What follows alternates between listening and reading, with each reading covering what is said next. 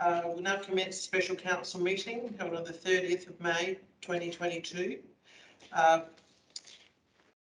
Before I commence, please note this meeting is live streamed and recorded, and by remaining online, you acknowledge and accept this as a condition of joining the meeting tonight.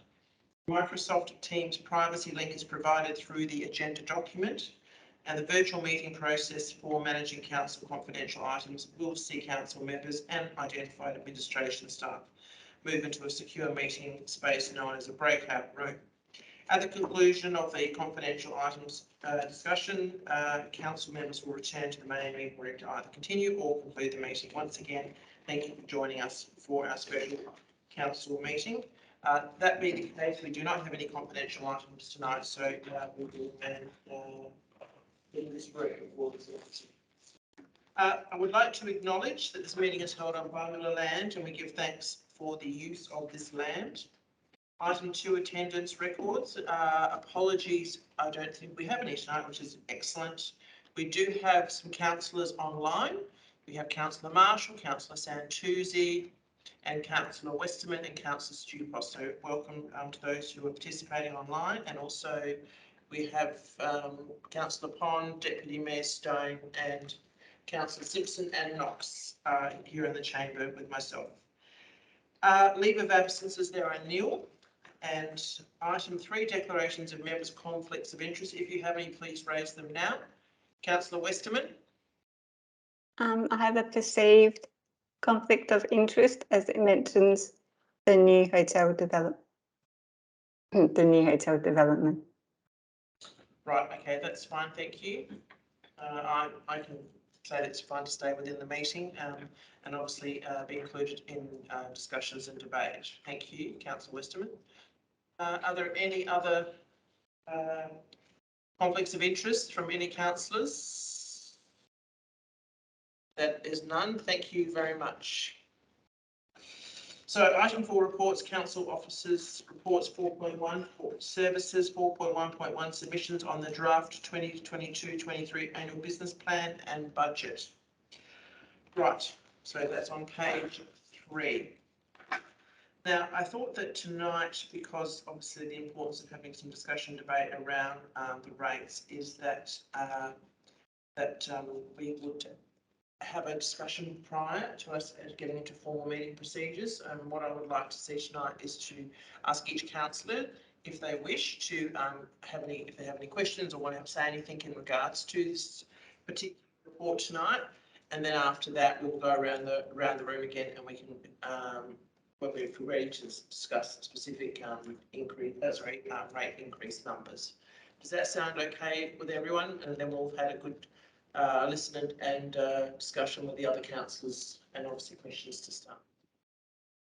Happy with that? Yeah. Okay. So how long is it? Yeah, I'll just get to that. Yeah. So I'm thinking that we'll probably need around half an hour. Do you think? As an amount, we can always go at the beginning. Thank you. Is everyone online okay with that? Yeah.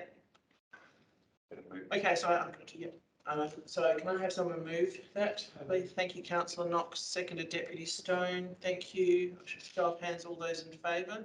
Excellent, that's carried. Right, so I'll first ask if CEO would like to speak to this at all, or refer to any staff, just to open up the conversation. Yeah, I think through the Mayor, if the Manager of Finance, Grant Jenkins, can give the report before you, just to highlight some of the key points and then go into discussion, question and answer. So yeah, just thought for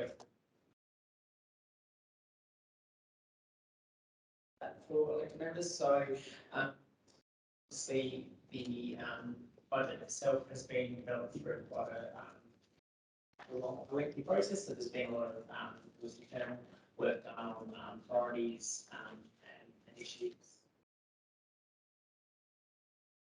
and that was brought to council in a number of workshops. Budget.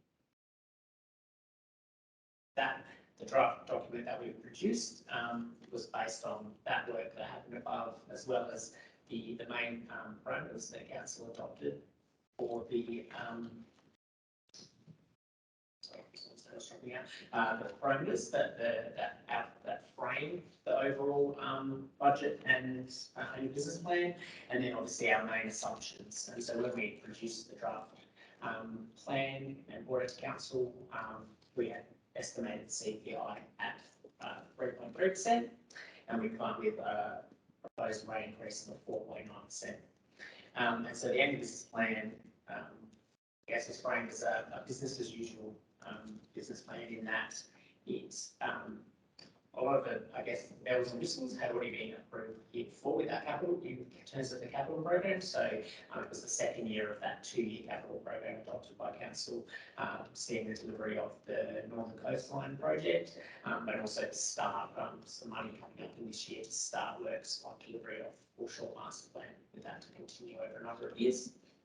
But also some items in sort of our operating focuses around, the issues that we know that have been identified by council for the organisation and for the city, around some legacy issues, for instance, things like dealing with some legacy buildings with some money put in the budget for demolition, and other items similar to that. So then we went out to, and then obviously as well, after we went to the audit committee, we had some discussions around how we can improve our projections in the long-term financial plan, noting that we had sustained deficits, and so we added in some key items to bring council back towards surplus, such as building in some lower depreciation from buildings, building stock as we work through that over the next couple of years, and also building in like a vacant position into our structure, knowing that we've got the new structure in place and that we can handle that. So that brought us back to a better position, but we still need further work, and that was noted in the report. There's a few items identified that need further work over the coming year too. So then we went out for consultation. The key figures from consultation being that we had 12 people come along to our consultation evenings, the children that we held. We had 19 people attend the 2 focus group sessions. We had 8 pieces of written consultation received, and no one chose to speak at the council meeting last month, earlier this month, but had the option to. So we did get slightly lower engagement or participation than last year, despite having even more opportunities and more advertising of those opportunities out to the public.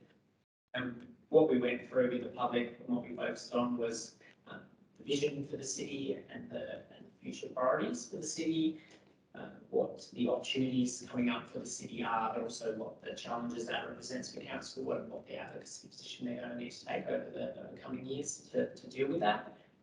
And also we spoke about the fact that CPI had actually come in higher, and then we probably needed a rate increase of around 6.3% if we were to move as CPI had. So we didn't, I think the majority of the conversations we had were positive about the direction that council are taking. Obviously there's some differences of opinion, there always will be during consultation, but overall fairly positive, and we didn't receive a lot of feedback on the proposed rate increase. So the report presented to council includes all the consultation received. So the next steps are council give us clear direction tonight. That will allow us to come back on 27th of June with a version of the annual business plan ready for adoption prior to the next financial year, which we think is a position to take to get that done before the start of July.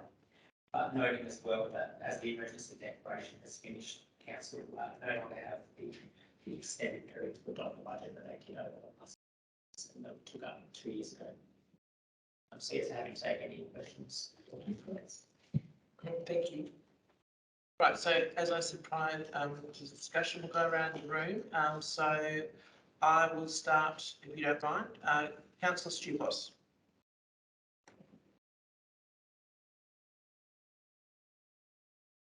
I have a couple of questions, Grant. When the original budget was done, what interest rates were you using on our variable and fixed loans?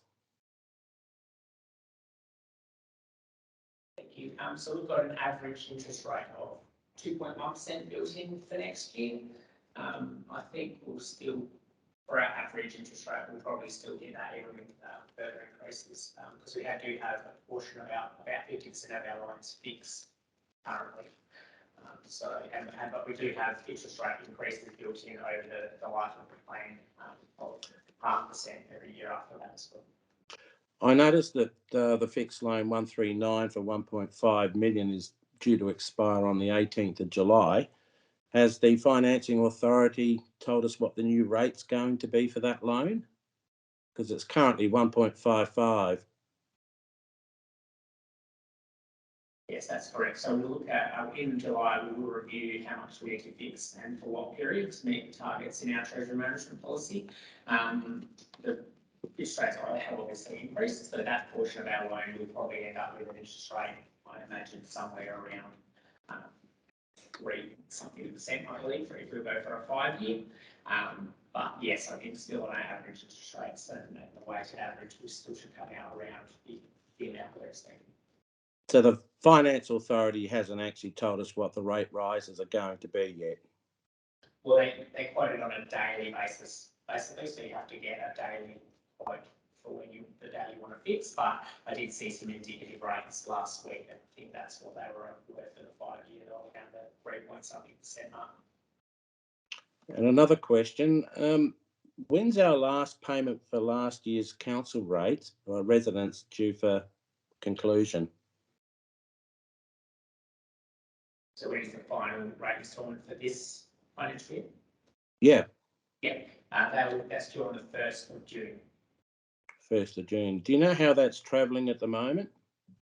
From looking at it over previous quarters, the amount owing in arrears is not increasing, not any material increasing way. It looked fairly standard from last year when we last looked at it. Yeah, I was a little bit worried because when I had a look at the April figures, we had about 712,000 outstanding. I was just wondering what the likely bad debt was going to be for this financial year. Yeah, bearing in mind that we're still carrying a fairly large bad debt from previous years. We've done no collections on that. And at the moment, we're obviously struggling for cash. So, you know, we kind of need to get those policies in place and start getting our debts repaid.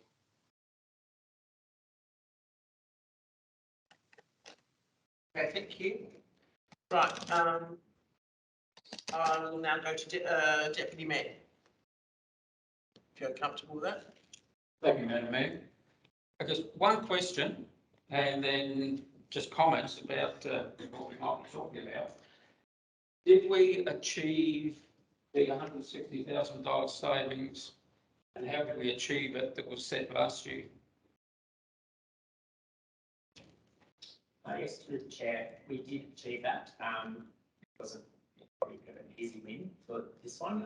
We basically our electricity contract was expected to see those savings. Prices we got last month indicate.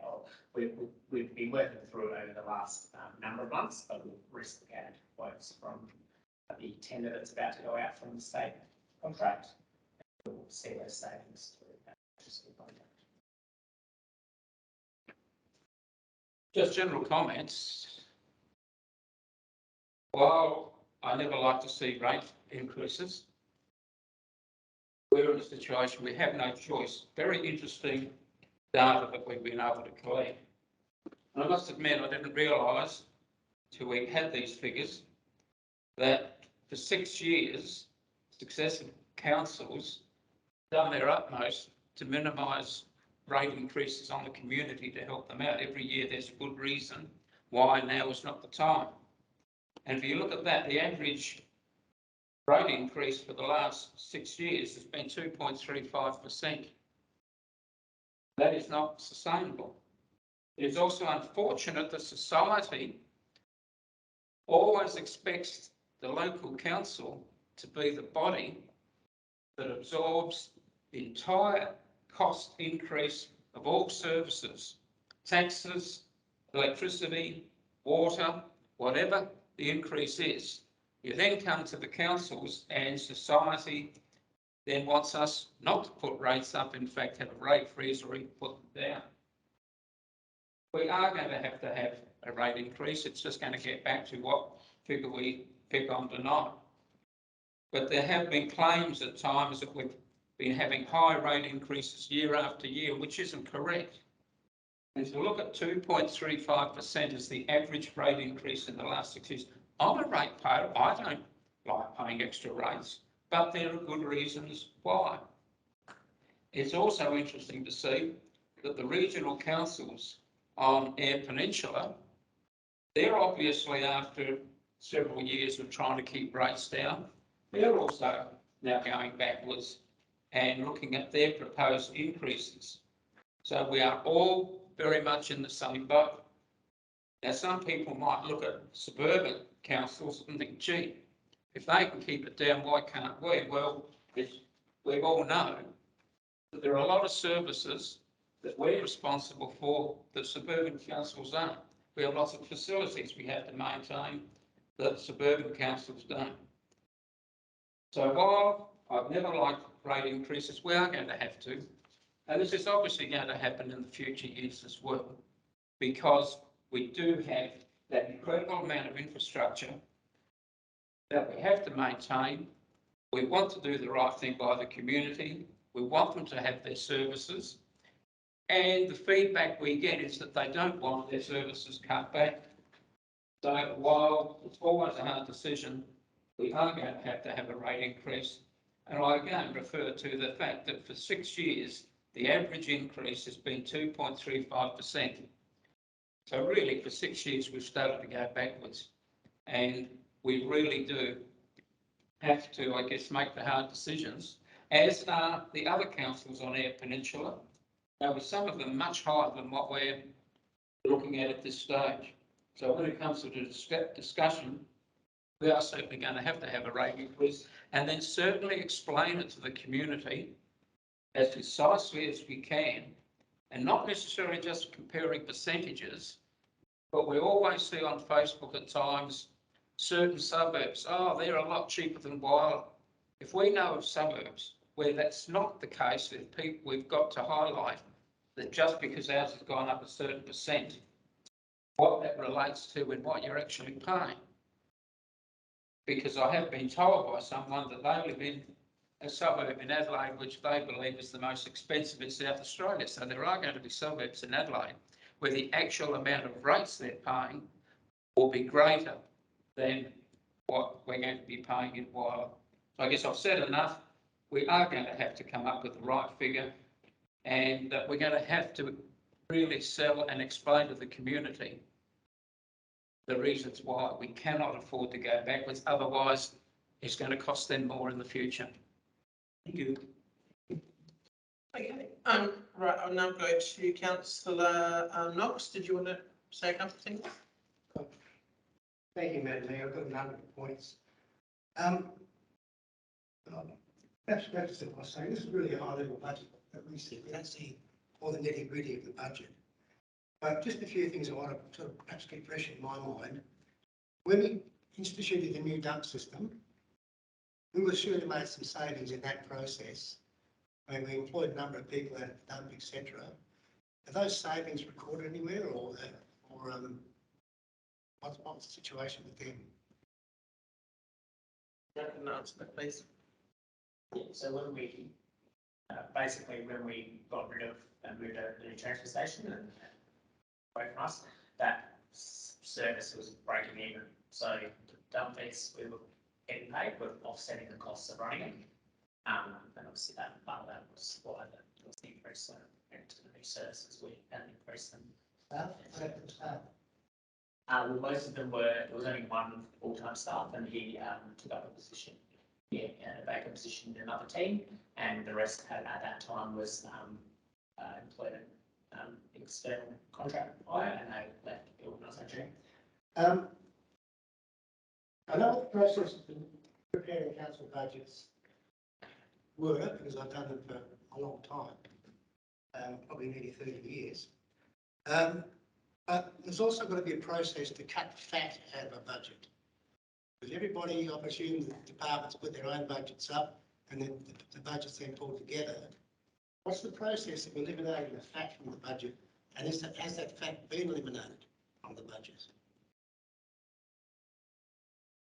So we don't, I guess with our budgets, we don't go back to zero each year. We have rolling budgets, and most of the services that we provide are provided on an ongoing basis. And we look at the budgets, and wage budgets will go up as they projected to, and contract budgets will often go up by CPI because that's how our contracts are done. But we're not. I guess partners just don't start from scratch and give us stuff. They literally give us the stuff that they want to do that's new, that's different. And from when I look through the budgets, there's very little fat in the budgets. There's not a lot of, admin budgets and things like that. Most of the budgets we have are for delivering their wages or they're for delivering specific contracts that we have. So yeah, we're not starting at zero each year. Yeah, well, I get all of that. But past experience has shown me that managers do put budgets in and they do add some things into them, and you've got to take those things out. And I'm sure Phil will back me up on that. And I just wanted to be certain that we've done that here. Do you want one more go? Yeah, so what I mean by that is when there are only there's probably about 15 items that have been added into the budget this year, and they're listed in this report. And they are the only new budgets that are added into the budget. Everything else is the existing budget that we're delivering and that we're reviewing constantly on our quarterly budget reviews, with indexation added where appropriate. Next one, page 5. Local government elections, 5,000. By my calculations, at a rough rate of about 250 per employee, there will be 20 employees with the election. I'm sure we're going to need a lot more than that, so I don't think the 5,000 comes anywhere close. Apologies. So that was an additional amount added for some additional work around the election. We do have a budget every 4 years for the election. We may need to review that over. We're still waiting on the final figure from SCOSA. Not SCOSA, I've got that in my head. The Electoral Commission on the figure, but we've used the last time we did the election and indexed it. So this is an additional 5,000. That's all we see in our copy of the budget. So yeah, I knew the 5,000 wasn't right. Yeah.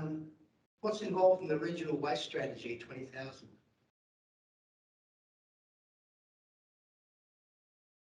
Respond to that one. Yes. Thank you through the chair.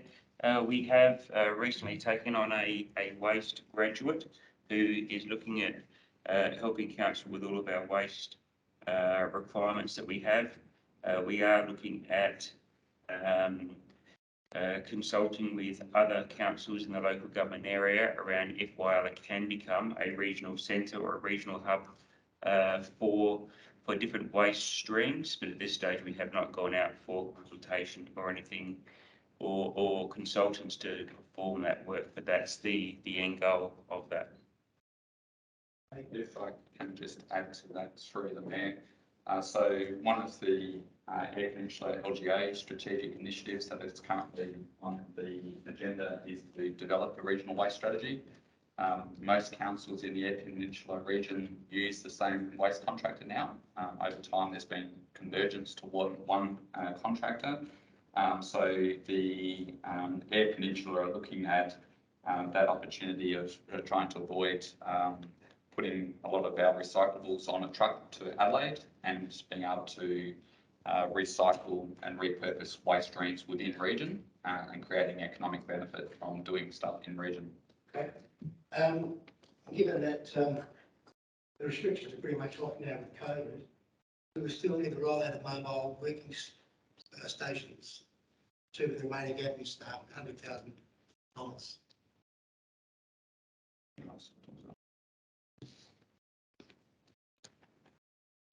Can I respond to that?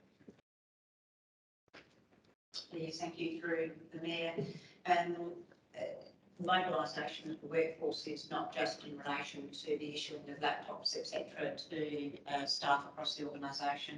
It's also around ensuring that we can bring in efficient and productive, more productive workforces, particularly in terms of our outdoor workforce.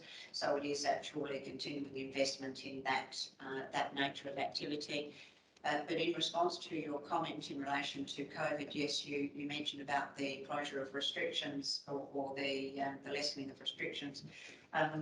Staff, when they are close contacts or have COVID, are on occasions and quite regularly very well still to work. However, they choose not to come into the workplace for the safety and protection of other staff in the workplace. So still being able to be productive during the working day, working from home is still important. And so having that mobility and that flexibility of workforce is keeping the operations going. Okay. Sorry about these questions, but just get answers. 300,000 for the marina dredging. Just want to know what are the current depths and what's proposed? Through the Mayor, while I don't have the exact depths top of mind, certainly out at the Point Lowly marina, we know that at low tide we're only getting around 600 mils of water at the mouth, so that is very, very shallow, and we do know that boats are scraping the bottom out there. We did have a check of depths, I think it was in 2019, and it showed that the Whyalla marina was probably 3 years away from reaching the minimum depth that there was a report that told us what the minimum depth should be.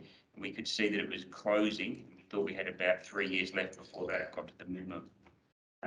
We are aware that with both marinas, the boat ramps are in bad condition, and we are looking at a program of works at both marinas just to get the boat ramps up, and also being conscious that we'll need to dredge them at some point. Certainly out at Point Lowly, it's required now, and we'll be looking to perhaps do both marinas at the same time, just to help reduce the mobilisation costs, because they can be significant for dredging. So we'd look to partner both of those tasks up at the time.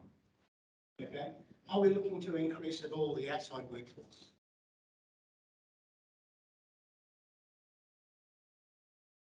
So there is the item in there about increasing the service level for Jubilee was an increase of half an FTE.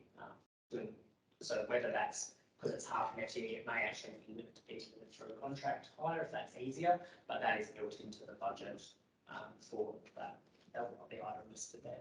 Okay, do we believe we have adequate numbers then of outside workforce? Through the Mayor, really comes back to service levels. Yes, there's been recent discussion around weeds and medium strips in terms of, are they brown, are they green, are they long or are they short? So at this stage, we've based all of our planning around continuing the service levels that we have at the moment. Going back 2 years, back in January, when was that? January 2020.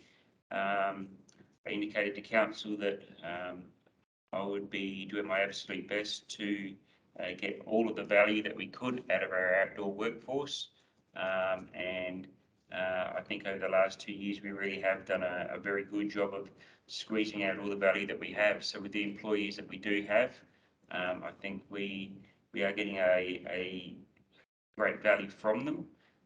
The question of whether or not we have enough numbers is probably more around, do we want to mow the lawns more often? Do we want to extend our irrigation and things like concrete and bitumen? Are we putting enough down and in the right places? So I don't know that I can answer the question around do we have enough. It's more around what sort of service level do we have, and the budget is based on us performing the same level of service as what we've done in the current year. Okay. This next question is in regard to rates. Coastal living and shack areas, obviously, rural living, should their rates be more akin with normal residential rates?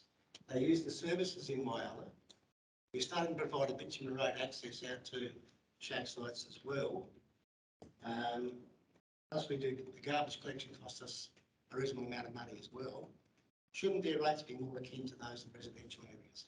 And given that people actually live full time in a lot of those shacks now. That's a very good point and a very good question, I think. I think the question about, so the rating policy at the moment, as I see it, and as I model the rates, is on collecting, doing a similar rate increase in each property type each year. And that's how I model the rates this year. But we can always look at that we have differentials and we can change them and change how we raise rates. I think the timing of it is we're due for a rate review, probably needs to do it around November next year at the latest, to get ready for the move to capital value. So if that's going to be a major rating review of our whole rating policy, and whether that's the best time to have that conversation and that make a change like that, is that might be my suggestion. But you know, we definitely do those things. I guess the problem being we haven't consulted with the community on a change at this stage. And finally, I've got another question, but I won't ask them. Finally, Phil referred to the 160,000, which was to be cut from the budget, and we've now found out we're going to pick up that 150,000 by reductions in acoustic charges to us. But I think we were talking at the time about a genuine cut, not a benefit that came back in. I think that answer give us a slightly misleading. Half of it actually came from the electricity, and the other half came from. So one of the reasons we had a rate increase last year, or we had cost pressures, part of it was around the depreciation on our buildings, and the other half actually came from we reviewed the useful lives of those buildings that caused that cost pressure at the start, and the other half actually came from them. So my apologies for that answer. So we've got half of it from reviewing the cost pressure that caused the need for the rate increase last year, and brought some of that back, working with the consultants that did the evaluation of our buildings. But yes, the other half did come from. Right, we've hit the 30-minute mark, so I'd like to see if we can extend that for another 30 minutes. Can someone move that, or a show of hands to show that you're okay to extend that by 30 minutes? Yep, thanks. Excellent. Thank you, Councillor Knox. Councillor Simpson.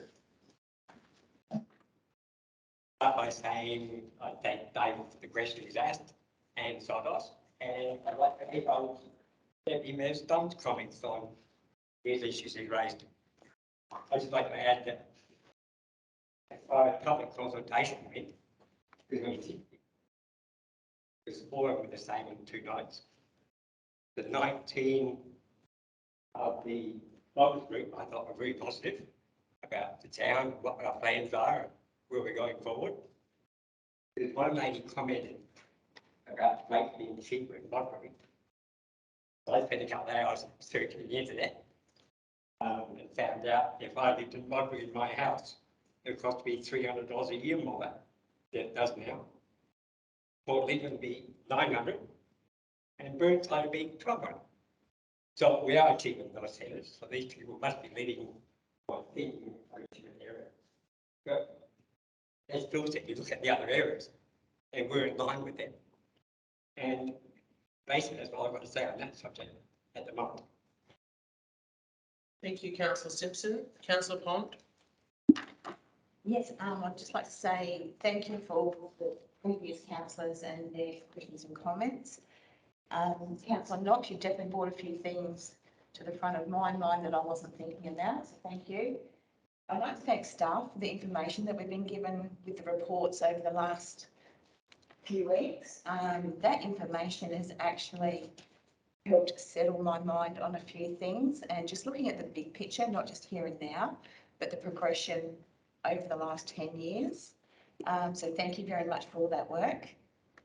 Also, for the public coming out and having their say, I actually agree with quite a few of the comments that were made. We're looking to be a progressive town. We need to move forward, so we need that money to be able to do the projects to move forward. But I do agree with some of the comments that a lot of money does go into certain areas and not others. And I'd just like to take football as one scenario. A lot of money has gone into football previously, whereas we've got other things in this town apart from it. So I would like to see money for football be put on hold personally for a while, because we do have more elements to the town. Yeah, and I think being all these lovely ideas that we've got moving forward, we do need that money behind us to do it. But we do have to be a bit more careful with spending money. I still see areas that, I'm not saying wasting money, but it's excessive. So there are certain areas that I feel that we can pull the strings in a little bit more. But yeah, thank you. Thank you. Councillor Marshall. Thank you, Madam Mayor. Can you hear me okay? Yeah, it's not too bad. Speak up if you can a bit. Yeah, I'll just bring it a bit closer. I've had to put my ear up close to hear some of the other elected members too. Right. Okay. Thanks for the question. I haven't been able to fully hear all of the answers, particularly Grant's was cutting in and out quite a bit. So I have missed some of the discussion just through that. I think Councillor Knox brought up lots of really, really good questions.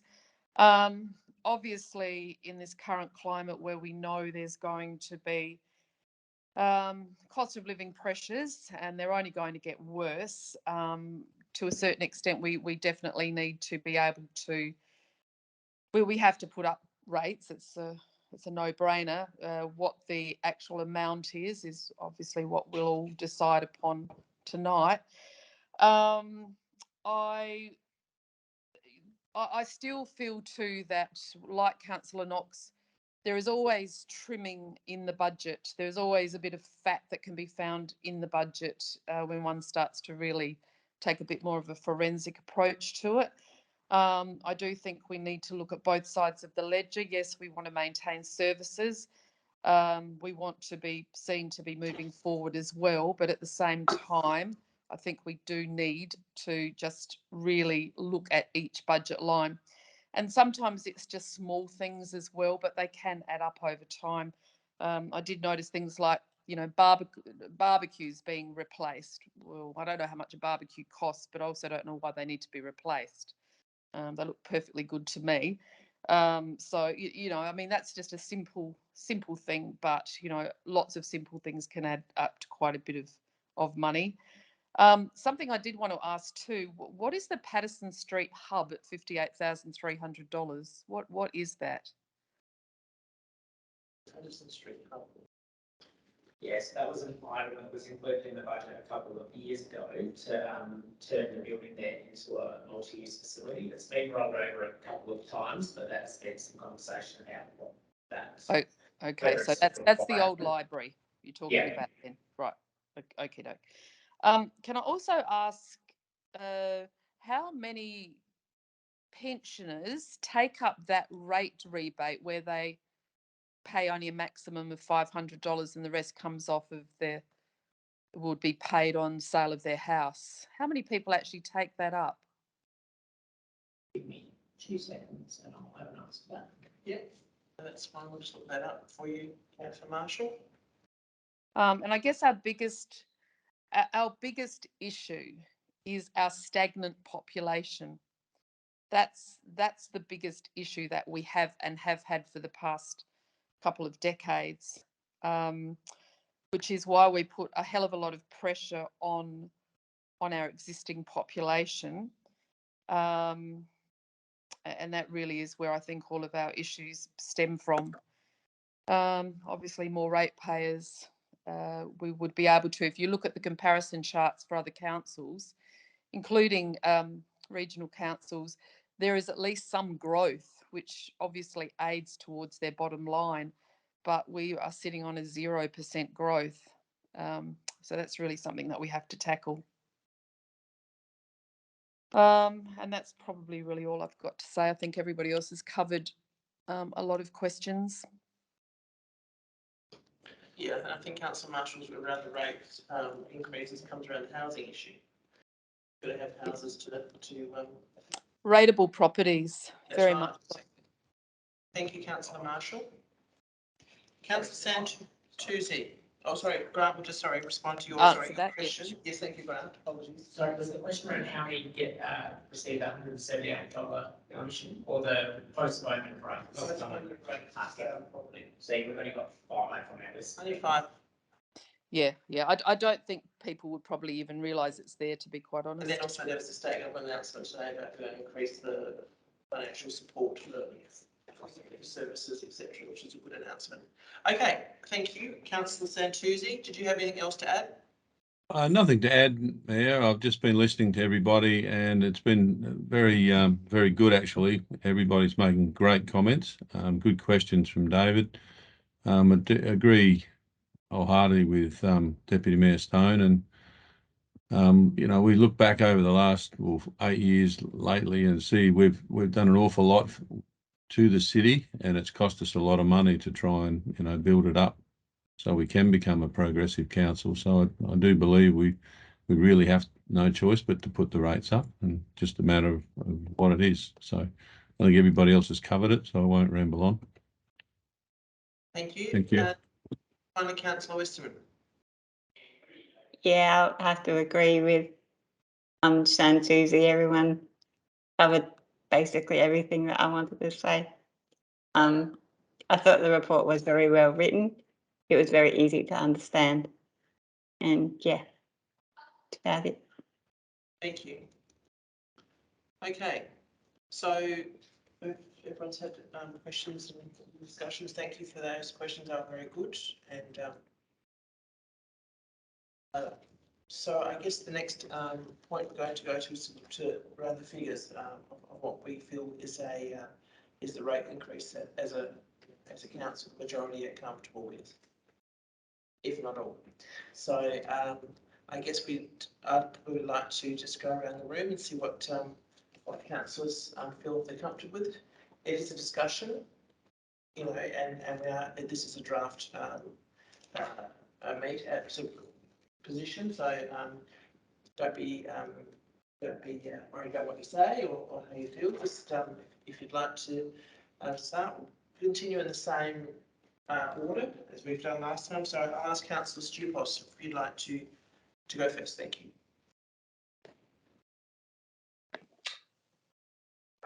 I'm happy with 6.3, but I'll be happier with about 6.9, to be honest with you, to try and get a 0.5 margin to clear our future debts that looks like we're going to be stung with. I just want members to realise that CPI is a strange beast. It's hysterical, I normally say, because it picks a point in time, which was back in March, when the next lot of CPI, which is being June, September and December, are probably going to increase. And therefore, the cost of goods and services that this council is going to require to modernise and progress the city are going to cost us more. So we're going to have cost pressures even at 6.3. So just bear that in mind. That's why I want an extra 0.5. Thanks. Thanks. Deputy Mayor Stone? That's what I missed what his figure was. 6.3, he'd like 6.9. Yeah. And then just spoke about the CPI. Yeah. Deputy Mayor?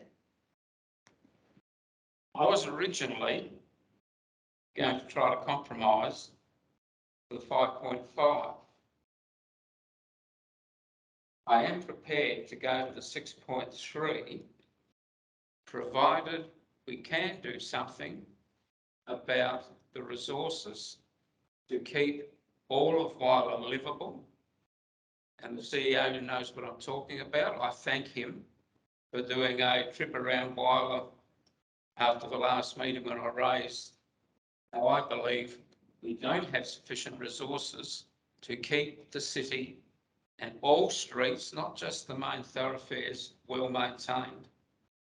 I will support the 6.3, provided there is a genuine attempt to increase the resources so that everybody has a livable street and everybody's overgrown weeds are maintained Still got no idea how often we do those streets. But that is an important factor into how many of our residents look at the performance of their council. When they say, what does council do? They often base that on the fact that they've got overgrown weeds. So I will support the 6.3, although I don't want to, provided we can improve that aspect of our operation. Councillor Knox? I too will support the 6.3, and in a sense, what I'm going to request is pretty much what Phil has done, but from a different point of view, I guess. In those streets where you drove around with Phil, I'm sure you saw lots of problems in yards. If you didn't, you had your eyes closed. We need to start policing these sort of things in those areas. I first raised this about 8 years ago in council. I mean, the classic example is the property in right-hand Slim Avenue with 3 or 4 full-size buses, not little buses, on the property. Now that's just dragging on and on and on and on and on. And there's lots of others as well. And we don't seem to do anything about those. So we just accept it, and it just keeps on going. We need to start pinning a few people for these sorts of things. Get the message out there that we won't do that anymore. Right. Councillor Simpson? Yeah, I was, like most guys, quite happy with 4.9 was first mooted. After attending and listening to what was said at the focus group, I commend the CEO on delivering a good presentation. I'm happy with 6.3 for the progress of Whyalla. Councillor Pond? And I was only going to back anything in the 5%, but after the information that we've got and listening to everyone's comments tonight, I actually would be happy to go up to 6.3 if, like Councillor Stone said, that some of the money goes back into the livability. We've got a beautiful Bennett Oval, but we've got public toilets that you can't even latch. There is no privacy. They're beautifully clean, but there's no privacy. We need to put money back into our community for our community. Thank you. Councillor Marshall? Okay, sorry everyone, I'm going against the grain. Maximum 5.5 for me, thank you. Okay. Councillor Santucci? Yeah, I was thinking in keeping it under 5, as I've always tried to support low rates, but listening to everything that's been said and also seeing what's happening around the city, I'd be happy with, well, I would support 6.3. Councillor Westerman? Came to this meeting thinking that a 4.9 would be to go, but listening to everyone else's, I hear why we need a 6.3, but I think it's too high. I'd just be happy for it to be anywhere between the 4.9 and 6.3. So I'll go with Councillor Joanne Marshall and go 5.5. Yeah. Okay. Right, thanks everyone for your discussion and so forth around that. Okay, as we finish our discussion, I think we'll now go back into formal meeting procedures so we can actually address this recommendation. Thank you. So I'd like someone to move that we go back into Councillor Simpson, back into normal meeting procedures, seconded. Councillor Stone, thank you. Well, thank you everyone online, apologies. A show of hands, all those in favour? Excellent, so we'll go back into normal meeting proceedings at 6:22 p.m. Thank you. Right, so go to page 4, the recommendation is there. This is up on the screen, so I will take that as being read and understood. Thank you. So we'll move this recommendation as a whole, I think, and it already has stated in this, it's a total of a 6.3% increase. So I'm looking and look for a mover for this particular recommendation. Happy to progress. Councillor Stupos has moved that, thank you. And sorry, seconded Councillor Simpson. Thank you, Councillor Simpson. So the recommendation is there that we progress with a rate increase of 6.3% for the next financial year. This is a draft document at this point, and it will come to a formal meeting at the end of June. Okay, so there's no more discussions or debate. I ask for a show of hands for that to be moved. All those in favour? Okay, that has been moved. Thank you. Right. Thank you. It's carried. Right. So we have item 5, considerations of confidential items. There are nil. And item 6, we will now close the meeting at 6:25 p.m. Thank you, on 30th of May 2022. Thank you very much for participating. This is never an easy conversation or decision. But thank everyone for their questions and debate. Right. Okay. Everyone have a good evening, and we'll see each other soon. Thank you.